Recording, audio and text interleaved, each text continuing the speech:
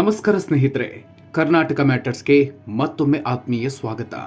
ಸ್ನೇಹಿತರೆ, ಮಧ್ಯಪ್ರಾಚ್ಯದಲ್ಲಿ ನಡೀತಾ ಇರುವ ಯುದ್ಧ ಈಗ ಹೊಸ ತಿರುವು ಪಡ್ಕೊಂಡಿದ್ದು ಇಡೀ ಜಗತ್ತಿನ ಆರ್ಥಿಕತೆಗೆ ಬೆಂಕಿ ಹಚ್ಚಿದೆ. ಹೌದು, ಪೆಟ್ರೋಲ್, ಗ್ಯಾಸ್ ಬೆಲೆಗಳು ಏಕಾಏಕಿ ಗಗನಕ್ಕೇರಿವೆ. ಕಾರಣ ಅಮೆರಿಕ ಮತ್ತು ಇಸ್ರೇಲ್ ಇದೇ ಮೊದಲ ಬಾರಿಗೆ ಇರಾನ್ನ ಬೃಹತ್ ತೈಲ ಮತ್ತು ಗ್ಯಾಸ್ ಬಾವಿಗಳ ಮೇಲೆ ಭೀಕರ ದಾಳಿ ನಡೆಸಿದೆ. ಇದರಿಂದ ರೊಚ್ಚಿಗೆದ್ದಿರುವ ಇರಾನ್ ಅಮೆರಿಕಕ್ಕೆ ಸಾಥ್ ನೀಡ್ತಾ ಇರುವ ಅರಬ್ ರಾಷ್ಟ್ರಗಳ ತೈಲ ನೆಲೆಗಳನ್ನು ಧ್ವಂಸ ಮಾಡೋದಾಗಿ ಬೆದರಿಕೆ ಹಾಕಿದೆ. ಇತ್ತ ಭಾರತ ಕೂಡ ಅಲರ್ಟ್ ಆಗಿದ್ದು ತನ್ನ ಗ್ಯಾಸ್ ಮತ್ತು ಪೆಟ್ರೋಲ್ ಹಡಗುಗಳ ರಕ್ಷಣೆಗೆ ಯುದ್ಧ ನೌಕೆಗಳನ್ನು ಕಣಕ್ಕಿಳಿಸಿದೆ. ಹಾಗಾದ್ರೆ ಇರಾನ್ನ ಯಾವ ಗ್ಯಾಸ್ ಫೀಲ್ಡ್ ಮೇಲೆ ದಾಳಿಯಾಗಿದೆ? ಜಗತ್ತಿಗೆ ತೈಲ ಪೂರೈಸುವ ಸೌದಿ, ಕತಾರ್ಗೆ ಇರಾನ್ ಕೊಟ್ಟ ವಾರ್ನಿಂಗ್ ಏನು? ಭಾರತಕ್ಕೆ ಪ್ರತಿ ತಿಂಗಳು ಬೇಕಾದ ಗ್ಯಾಸ್ ಹಡಗುಗಳೆಷ್ಟು? ನಮ್ಮ ನೌಕಾಪಡೆಯ ಪ್ಲಾನ್ ಏನು? ಇಂದಿನ ವಿಡಿಯೋದಲ್ಲಿ ಇವೆಲ್ಲದರ ಕಂಪ್ಲೀಟ್ ಡೀಟೇಲ್ಸ್ ನೋಡೋಣ. ವಿಡಿಯೋ ಶುರು ಮಾಡೋದಕ್ಕೂ ಮೊದಲು ನೀವಿನ್ನೂ ನಮ್ಮ ಚಾನಲ್ಗೆ ಸಬ್ಸ್ಕ್ರೈಬ್ ಆಗಿಲ್ಲ ಅಂದರೆ ಈಗಲೇ ಸಬ್ಸ್ಕ್ರೈಬ್ ಆಗಿ, ಹಾಗೆ ಪಕ್ಕದಲ್ಲೇ ಇರೋ ಬೆಲ್ ಐಕಾನ್ ಪ್ರೆಸ್ ಮಾಡಿ. ಸ್ನೇಹಿತರೆ, ಇರಾನ್ ಮತ್ತು ಇಸ್ರೇಲ್, ಅಮೆರಿಕ ನಡುವಿನ ಯುದ್ಧ ಈಗ ತೈಲ ಯುದ್ಧವಾಗಿ ಬದಲಾಗಿದೆ. ಜಗತ್ತಿನ 20% ತೈಲ ಪೂರೈಕೆಯಾಗುವ ಹೋರ್ಮುಜ್ ಜಲಸಂಧಿಯನ್ನ ಇರಾನ್ ಬಹುತೇಕ ಬಂದ್ ಮಾಡಿದೆ. ಇದಕ್ಕೆ ಪ್ರತಿಯಾಗಿ ಅಮೆರಿಕ ಮತ್ತು ಇಸ್ರೇಲ್ ಈಗ ಇರಾನ್ನ ಇಂಧನ ಮೂಲಗಳ ಮೇಲೆಯೇ ಮುಗಿಬಿದ್ದಿದೆ. ತೈಲ ಬಾವಿಗಳು ಧಗಧಗ, ಇರಾನ್ ಗ್ಯಾಸ್ ಫೀಲ್ಡ್ ಮೇಲೆ ಭೀಕರ ದಾಳಿ. ಇರಾನ್ನ ದಕ್ಷಿಣ ಭಾಗದಲ್ಲಿರುವ ಜಗತ್ತಿನ ಅತಿದೊಡ್ಡ ಗ್ಯಾಸ್ ಫೀಲ್ಡ್ ಆದ ಸೌತ್ ಪಾರ್ಸ್ ಮತ್ತು ಅದರ ಪಕ್ಕದ ಅಸಲುಯೇಹ್ನಲ್ಲಿರುವ ಪೆಟ್ರೋಕೆಮಿಕಲ್ ಘಟಕಗಳ ಮೇಲೆ ಅಮೆರಿಕ ಮತ್ತು ಇಸ್ರೇಲ್ ಪಡೆಗಳು ಭೀಕರ ಕ್ಷಿಪಣಿ ದಾಳಿ ನಡೆಸಿವೆ. ದಾಳಿಯ ರಭಸಕ್ಕೆ ಗ್ಯಾಸ್ ಘಟಕಗಳು ಧಗಧಗನೆ ಹೊತ್ತಿ ಉರಿತಾ ಇವೆ.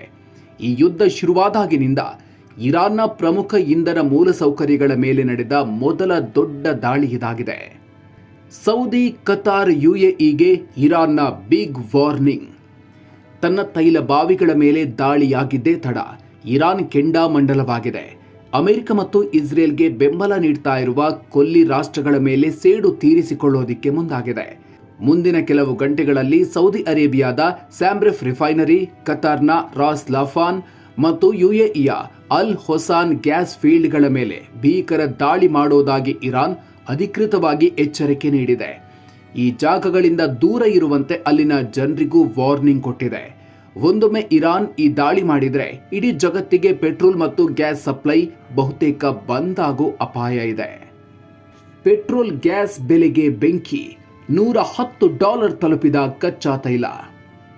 ಈ ದಾಳಿಯ ಸುದ್ದಿ ಹೊರಬೀಳ್ತಾ ಇದ್ದಂತೆ ಅಂತಾರಾಷ್ಟ್ರೀಯ ಮಾರುಕಟ್ಟೆಯಲ್ಲಿ ಕಚ್ಚಾ ತೈಲದ ಬೆಲೆ 5% ಏರಿಕೆಯಾಗಿ ಒಂದು ಬ್ಯಾರೆಲ್ಗೆ ಬರೋಬ್ಬರಿ $108 ದಾಟಿ $110 ಹತ್ತಿರಕ್ಕೆ ತಲುಪಿದೆ. ಇತ್ತ ಯುರೋಪ್ನಲ್ಲಿ ಗ್ಯಾಸ್ ಬೆಲೆ 8% ಜಿಗಿದಿದೆ. ಅಮೆರಿಕ ಕೂಡ ಈ ಬೆಲೆ ಏರಿಕೆ ತಡೆಯೋದಿಕ್ಕೆ ಪರದಾಡ್ತಾ ಇದ್ದು ತನ್ನ ದೇಶದೊಳಗೆ ತೈಲ ಸಾಗಣೆಯ ನಿಯಮಗಳನ್ನು ಸಡಿಲಿಸಿದೆ. ಭಾರತಕ್ಕೆ ಬೇಕು 29 ಗ್ಯಾಸ್ ಹಡಗು, ರಕ್ಷಣೆಗೆ ಕಣಕ್ಕಿಳಿದ ನೌಕಾಪಡೆ. ಈ ಯುದ್ಧದ ಬಿಸಿ ಈಗಾಗಲೇ ಭಾರತಕ್ಕೂ ತಟ್ತಾ ಇದೆ. ಭಾರತಕ್ಕೆ ಬೇಕಾದ 90% LPG ಅಂದರೆ ಅಡುಗೆ ಅನಿಲ ಬರೋದೇ ಇದೇ ಮಧ್ಯಪ್ರಾಚ್ಯ ರಾಷ್ಟ್ರಗಳಿಂದ. ಪ್ರಸ್ತುತ ಭಾರತದ 22 ಹಡಗುಗಳು ಪರ್ಷಿಯನ್ ಕೊಲ್ಲಿಯಲ್ಲಿ ಸಿಲುಕಿಕೊಂಡಿವೆ. ಇದರಲ್ಲಿ 6 LPG, 4 ಕಚ್ಚಾ ತೈಲ ಹಡಗುಗಳು ಸೇರಿವೆ. ದೇಶದ ಬೇಡಿಕೆ ನೀಗಿಸಲು ನಮಗೆ ಪ್ರತಿ ತಿಂಗಳು ಕನಿಷ್ಠ 29ರಿಂದ 34 LPG ಹಡಗುಗಳ ಅಗತ್ಯ ಇದೆ. ಆದರೆ ಗಮನಿಸಬೇಕಾದ ಸಂಗತಿ ಅಂದರೆ ಯುದ್ಧ ಶುರುವಾದ ಮೇಲೆ ಬಂದಿರೋದು 2-3 ಹಡಗುಗಳು ಮಾತ್ರ. ದೇಶದ ಗ್ಯಾಸ್ ಬೇಡಿಕೆಗೆ ಹೋಲಿಸಿದರೆ ಇದು ಏನೇನು ಸಾಲದು. ಹೀಗಾಗಿ ತಮ್ಮ ಹಡಗುಗಳ ಸುರಕ್ಷಿತ ಸಂಚಾರಕ್ಕಾಗಿ ಭಾರತೀಯ ನೌಕಾಪಡೆ ಆಪರೇಷನ್ ಸಂಕಲ್ಪ್ ಅಡಿಯಲ್ಲಿ ಅರೇಬಿಯನ್ ಸಮುದ್ರ ಮತ್ತು ಒಮನ್ ಕೊಲ್ಲಿಗೆ 1/2 ಡಜನ್ಗೂ ಹೆಚ್ಚು ಯುದ್ಧ ನೌಕೆಗಳನ್ನು ರವಾನಿಸಿದೆ.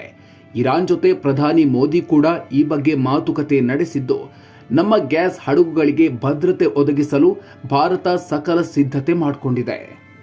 ಇರಾನ್ ಗುಪ್ತಚರ ಸಚಿವನ ಹತ್ಯೆ, ಲೆಬನಾನ್ನಲ್ಲಿ ಇಸ್ರೇಲ್ ಅಬ್ಬರ. ಈ ನಡುವೆ ಇಸ್ರೇಲ್ ತನ್ನ ಟಾರ್ಗೆಟ್ ಕಿಲ್ಲಿಂಗ್ ಮುಂದುವರೆಸಿದೆ.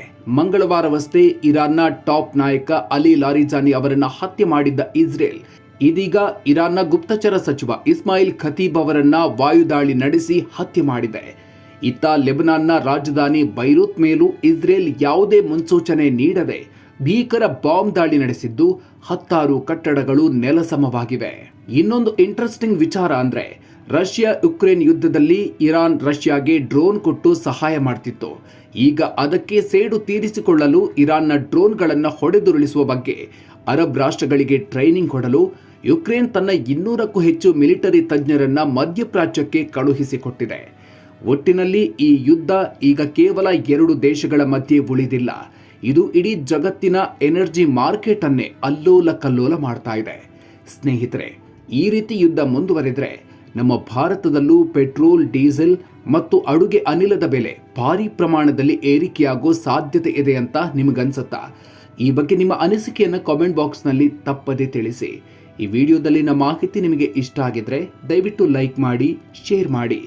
ಮುಂದಿನ ವಿಡಿಯೋದಲ್ಲಿ ಮತ್ತೊಂದು ಇಂಟ್ರೆಸ್ಟಿಂಗ್ ಮ್ಯಾಟರ್ ಜೊತೆಗೆ ಮತ್ತೆ ಸಿಗೋಣ. ಅಲ್ಲಿವರೆಗೂ ನಮಸ್ಕಾರ.